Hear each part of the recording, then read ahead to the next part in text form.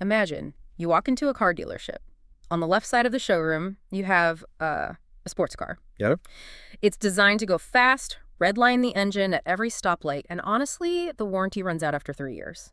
It's built to burn bright and fast. And on the right side. On the right, you have a car that is the exact same size, made of the exact same steel, same tires. But this one is engineered to run for 30 years without a single breakdown. So the difference isn't the materials, it's the engineering. It's the software running the engine. Exactly. And in the biological world, that is the difference between a mouse and a naked mole rat. They're roughly the same size. Right. But the mouse is lucky if it sees its third birthday. The naked mole rat. It can live well into its 30s. Which is, I mean, that's an eternity for a rodent. It is, and for decades we looked at that difference and thought, well, maybe it's luck. Maybe it's predators. Maybe the mole rat just eats better roots. But today, we are peeling back the layers to look at the actual operating system. And we aren't just talking about, eat your veggies advice here. We are looking at the fundamental genetic software. We have a really serious stack of research for this deep dive. We're covering a massive comparative study of 26 mammalian species to find the pillars of longevity. And we have a breakthrough 2025 study on something called Senoreverse therapy, which sounds like straight sci-fi. It really does. I mean, it challenges the idea that cellular aging is a one-way street. And finally, we are going to look at the drugs millions of people are already taking, GLP-1s and SGLT2 inhibitors, and find out they are doing things to our brains and inflammation that have absolutely nothing to do with weight loss. So it's a synthesis of how nature extends life, how scientists are attempting to, hack the clock in the lab. And how we might already be doing it by accident in the pharmacy. Exactly.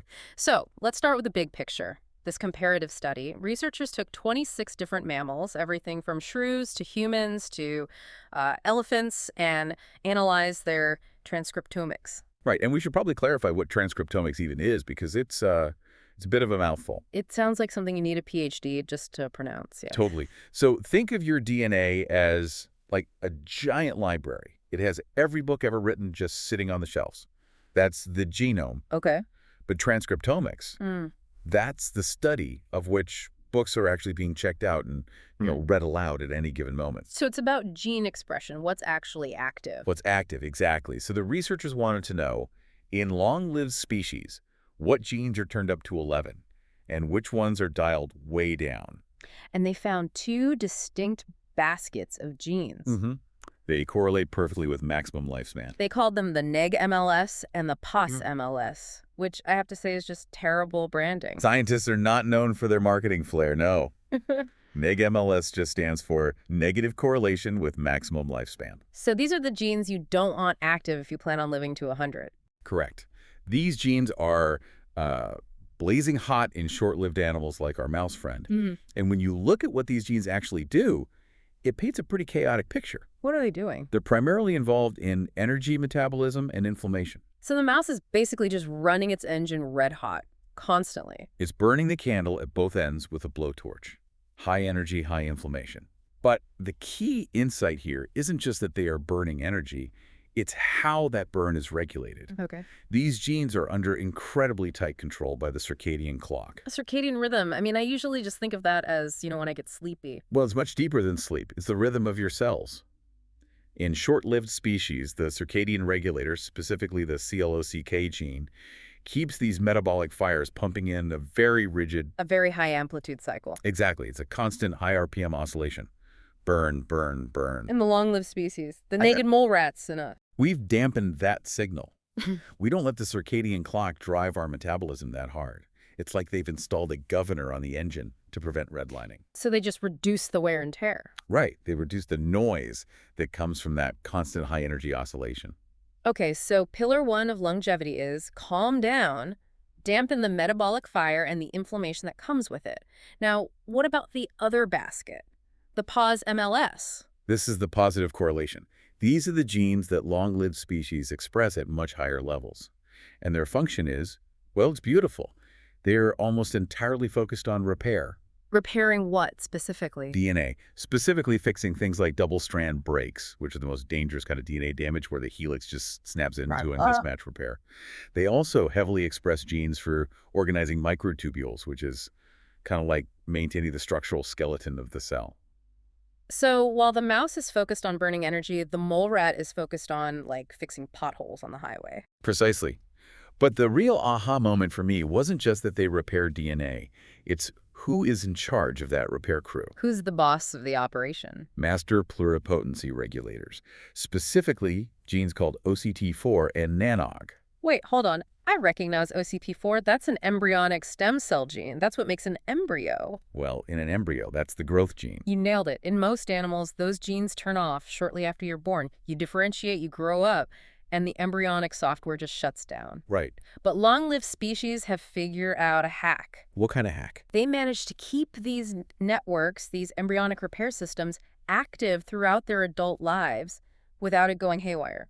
They maintain a youthful repair system. That is just wild. So essentially, a naked mole rat lives 30 years because it never fully grows up at a cellular level. It keeps the repair crew from its youth on the payroll. In a sense, yes. Longevity is a balancing act. You have to suppress the circadian-driven metabolic burn, the neg MLS. And sustain the embryonic level DNA repair, the POS-MLS. Which begs the obvious question.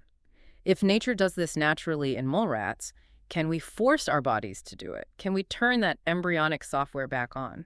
And that is the perfect segue to the second piece of research in our stack, the Senoreverse strategy.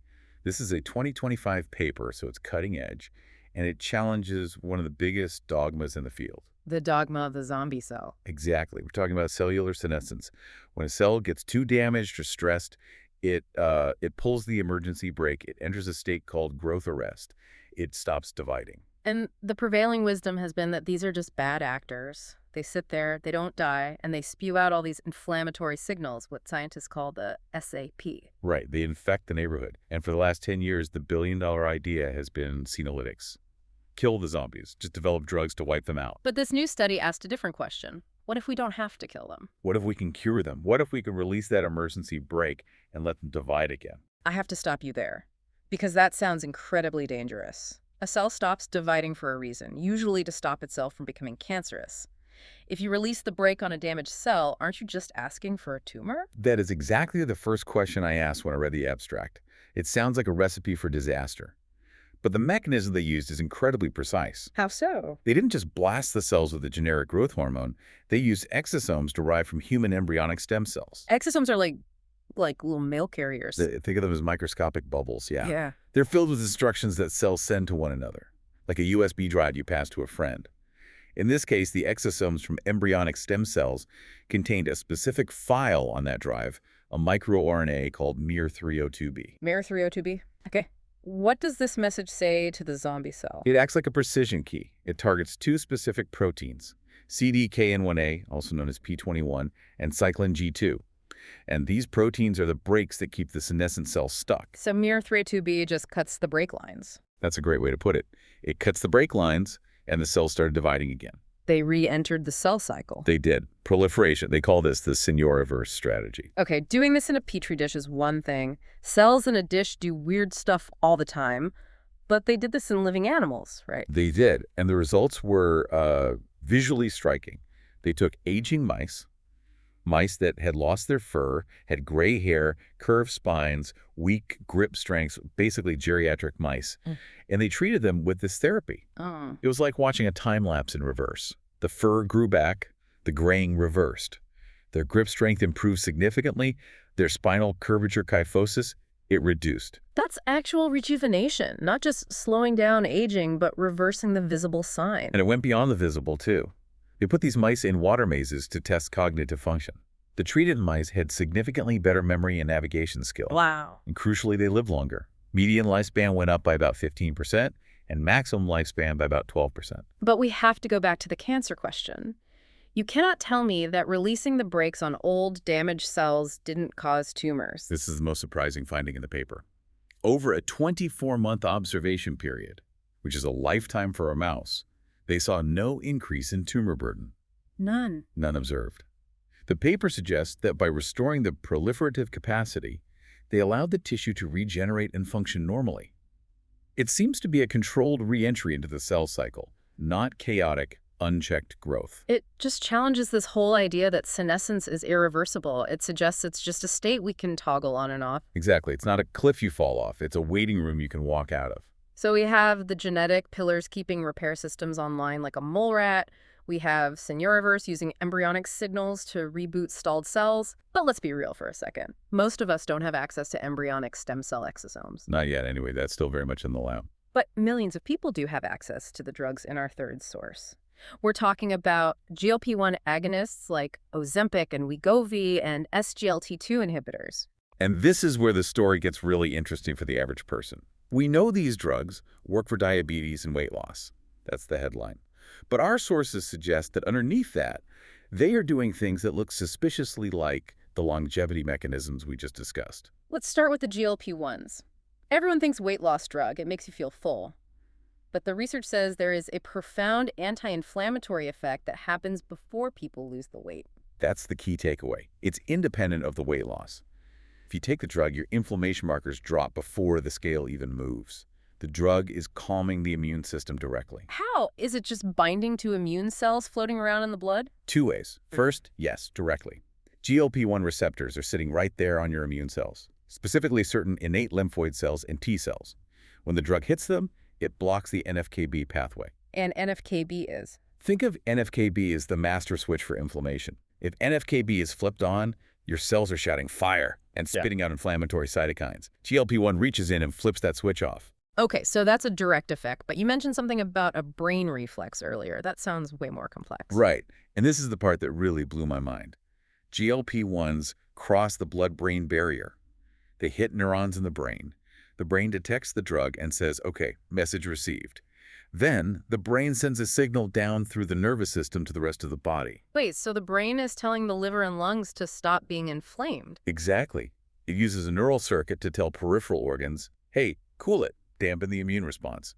It's a body-brain loop. That is fascinating. We usually think of these drugs as working on the stomach, but they are actually hacking a neural network. And this has huge implications for neuroprotection.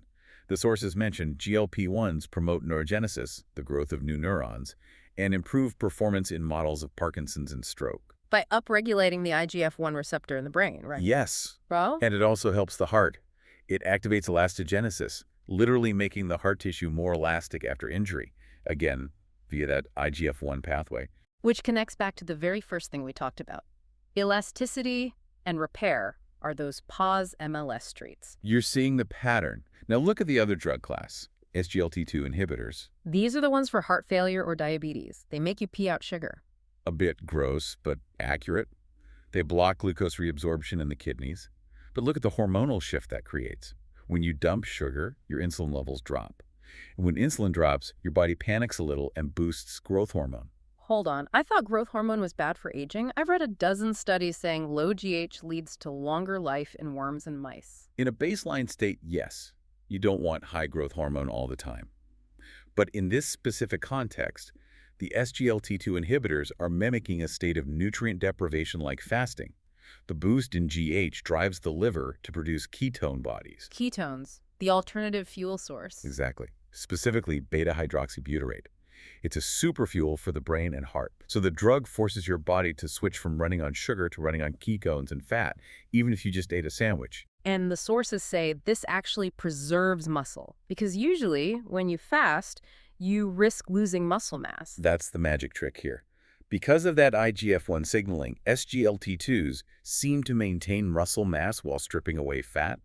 It's hacking the system to get the benefits of starvation without the downside of muscle wasting. It's amazing because it feels like we're coming full circle. The naked mole rat lives long because it suppresses inflammation and keeps repair systems active. The Senoreverse therapy uses embryonic signals to force repair.